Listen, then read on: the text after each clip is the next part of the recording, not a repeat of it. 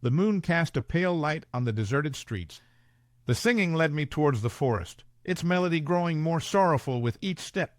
Against my better judgment, I ventured into the woods, the dense trees closing in around me. The path was narrow and winding, illuminated only by the moonlight filtering through the branches. The further I walked, the more intense the feeling of being watched became. The singing grew louder, almost desperate, and I quickened my pace, drawn by a force I couldn't explain. Suddenly, the singing stopped, replaced by an oppressive silence that seemed to press down on me from all sides. I stumbled into a clearing and saw her. A woman in a white dress stood by an ancient oak tree, her hair flowing as if caught in a gentle breeze. Her eyes were hollow, and her face was a mask of sorrow. It was Eliza. I could feel it in my bones. "Why are you here?" she asked, her voice echoing in the stillness. I wanted to know the truth," I stammered, my voice barely a whisper. Eliza's gaze softened, and she began to speak, her words weaving a tale of love, betrayal, and tragedy. She had been the village healer, beloved by many but envied by a few. One fateful night, she was accused of witchcraft by a jealous rival. The villagers, whipped into a frenzy, turned on her. Despite her pleas of innocence, they dragged her into the forest and left her to die. "I wander these woods, seeking justice," she said, tears streaming down her ghostly cheeks. "But I cannot rest until the truth is known." A sudden realization hit me. The journal I had found its final entry was written by Eliza herself, her last plea for someone to hear her story.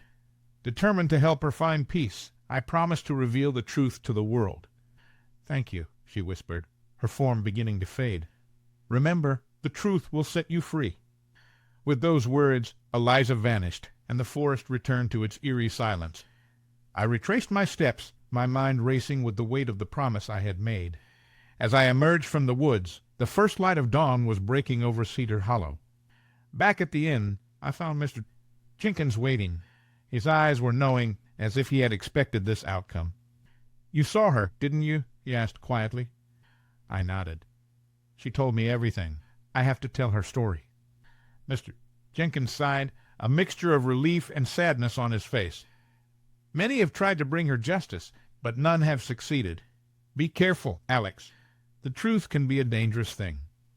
I spent the next few days in Cedar Hollow, gathering evidence and speaking to the few remaining villagers. They were reluctant to talk at first, but as I shared Eliza's story, their resistance crumbled. Piece by piece, the truth came together, painting a vivid picture of a woman wronged by fear and ignorance. When I finally returned home, I wrote the story with a fervor I had never known. Every detail, every emotion, was poured onto the page. My editor was thrilled, and the article went viral, drawing national attention to Cedar Hollow and its tragic history. A month later, I returned to the village. This time, it felt different. The air was lighter, and the oppressive atmosphere had lifted. I visited the old church one last time, placing a copy of the article on the altar where I had found the journal. As I turned to leave, I felt a gentle breeze and heard a soft, ethereal whisper. "Thank you, Alex." Eliza's voice was filled with peace and gratitude. I smiled, knowing she had finally found rest. As I walked away, the sun broke through the clouds, bathing Cedar Hollow in a warm, golden light.